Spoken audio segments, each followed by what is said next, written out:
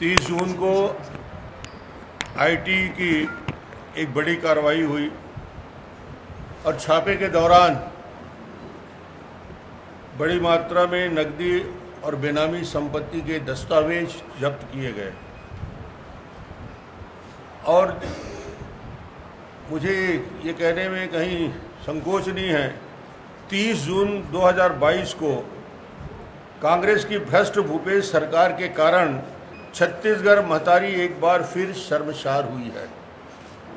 ये मैं इसलिए कह रहा हूँ कि इस प्रदेश के मुख्यमंत्री के डिप्टी सेक्रेटरी के दुर्ग के आवास में 24 महीने में दूसरी बार आईटी की रेड हुई, ये भी अपने आप में कीर्तिमान है। साथ ही मुख्यमंत्री के करीबी सूर्यकांत तिवारी और उसके पार्टनर के साथ के ऊपर 30 स्थानों पर कार्रवाई की गई। ये वही सूर्यकांत तिवारी है। जब हॉस्पिटल में एडमिट होते हैं तो मुख्यमंत्री अपने मंत्रिमंडल के मंत्रियों सहित विधायकों सहित वहाँ बैठ के घंटों बैठकर उसका हालचाल जानते हैं, कितने नज़दीक हैं। ये मैं कहना चाहता हूँ, इस रेड में कुल 9.5 करोड़ की अवैध नकद जब्त किया गया, 4.5 करोड़ की ज्वेलरी और उसके साथ 200 करोड़ से अधिक जो अवैध कलेक्शन हुए हैं उसके भी प्रमाण मिले हैं। ये रेड मुख्य रूप से कोल ट्रांसपोर्ट की अवैध कमाई को प्रमाणित करता है, जिसको मैंने न जाने कितनी बार आपके साथ प्रेस कॉन्फ्रेंस में चिल्ला चिल्ला के बोलता रहा हूँ। 25 रुपया टन कोरवा में अवैध वसूली 24 घंटा चल रहा है, सरकार के संरक्षण में चल रहा है। अवैध वसूली का ये धंधा पूरे छत्तीसगढ़ में कोरबा से चल के और ये पूरा पैसा अवैध तरीके से वसूलने की कार्रवाई सरकार के संरक्षण पे हो रही है। इस जांच के दौरान 50 करोड़ की अचल संपत्ति के दस्तावेज भी आईटी डिपार्टमेंट को प्राप्त हुए हैं। ऐसे दस्तावेज के साथ साथ अकाउंट शीट्स मिले हैं, डिजिटल सॉक्स मिले हैं और आयकर अधिकारियों ने जो अपनी जानकारी दी है पेपर के माध्यम से, उसमें सरकारी अधिकारियों को भी नगद भुगतान किए जाने के साक्ष्य मिले। आपको आश्चर्य होगा कि ये इतनी बड़ी बात जो प्रेस में आईटी डिपार्टमेंट ने जो अपने विज्ञप्ति जारी की उसमें स्पष्ट कहा है कि आईटी विभाग को सरकारी अधिकारियों को भी नगद भुगतान, करप्शन का स्तर किस गहराई तक जा चुका है, हिस्से में बंटवारे का काम कैसा होता है, इसका इससे बड़ा साक्ष्य और प्रमाण और क्या मिलेगा जब आईटी के पास दस्तावेज मिले हैं। और इसकी सभी चीज़ों की आईटी विभाग गंभीरता से जांच कर रहा है और इन अधिकारियों को भी जांच पड़ताल में बुलाया जाएगा।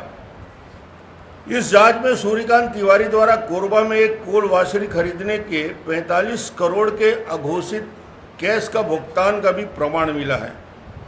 हाल ही में विधानसभा चुनाव हुए, उसमें कैश भुगतान के प्रमाण आईटी विभाग को मिले हैं। उत्तर प्रदेश का चुनाव हो, असम का चुनाव हो, खैरागढ़ का चुनाव हो, कितना व्यापक पैमाने में हम जब बोलते थे कि सोनिया गांधी का एटीएम है भूपेश बघेल, तो उस समय आप लोग इसको गंभीरता से नहीं लेते थे। अब तो एटीएम प्रमाणित हो गया।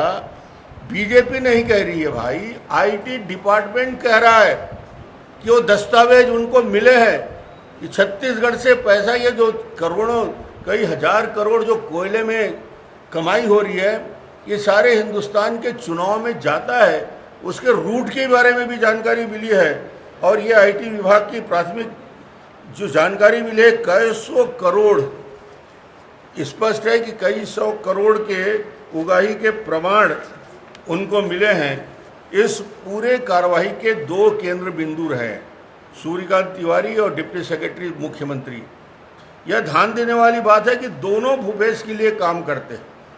इसका मतलब है कि भूपेश बघेल यानी मुख्यमंत्री का संरक्षण के बिना इतनी बड़ी अवैध वसूली कैसे होगी, और फिर वो यहाँ चुनाव में उसका उपयोग कैसे किया जाएगा, इस धन का कैसे दुरुपयोग किया, ये इसलिए बता रहा हूँ कि सरकार ने 3.5 साल पौने 4 साल में पूरी तरीके से भ्रष्टाचार के दलदल में फंस चुकी है। इसलिए मैं कहता हूँ कि छत्तीसगढ़ महतारी का सर शर्म से झुक गया होगा। हमने अभी 15 साल मुख्यमंत्री था मैं। ऐसा नहीं है कि आईटी के रेड नहीं होते थे भाई, आईटी के रेड होते थे, मगर मुख्यमंत्री के दरवाजे में ताला नहीं लग जाता था। आईटी के रेड होते थे, अधिकारियों के यहाँ पुलिस जमा नहीं हो जाते थे 30-30, 40-40 की संख्या में। आईटी के रेड होते थे, मगर जिस प्रकार एक अधिकारी, और अब लोग जानने लगे हैं कि किसके घर पुलिस गया है तो मालूम हो जाता है कि आईटी वाले आने वाले। कुछ लोग अंडरग्राउंड परमानेंट हो जाते हैं, ये सब जानता है, मीडिया छापते नहीं हो, मगर सब जानता है कि कितने लोग अंडरग्राउंड हो गए हैं। और ये भी मालूम उन्हीं से होता है कि आईटी वाले आने वाले हैं, खबर लग गया है। तो ये एक प्रक्रिया हो गई। मुझे लगता है कि 10 साल में हमने देखा, और 10 साल में कभी इस प्रकार की घटना आईटी का हुआ, हमारे अधिकारी भी थे, उनके खिलाफ भी आईटी की कार्रवाई हुई। मगर जो भूपेश जी बार बार बोल रहे हैं ईडी आएगा, ईडी आएगा, ईडी आएगा, क्या हो गया भाई? ईडी कहाँ जाता है? जहाँ सीबीडीटी या इनकम टैक्स डिपार्टमेंट छापा मारते हैं, उसके बाद जो प्रोसेस होता है उसके आगे की कार्रवाई ईडी करता है। तो इनको सबको मालूम है आएगा आएगा आएगा भाई। तो इसमें बोल के अपना वजन वो कम करना चाहते हैं कि आईडी आएगा, तो आएगा, प्रोसेस है। उसको बोलोगे नहीं तो ही नहीं बोलोगे तो भी उन सब लोगों को जिनके नाम हैं उनके पास पूछताछ करेगा। और यदि पहले रेड में आईटी डिपार्टमेंट ने जो मुख्य सचिव को पत्र लिखा था, उस पत्र को ऊपर यदि सरकार कार्रवाई कर लेती तो आज उनको ये दिन देखने को नहीं मिलते। कांग्रेस की सरकार भ्रष्ट अधिकारियों से पूरी तरीके से उनसे लिप्त है। ये सरकार सत्ता में रहने का नैतिक अधिकार पूरी तरीके से खो चुकी है।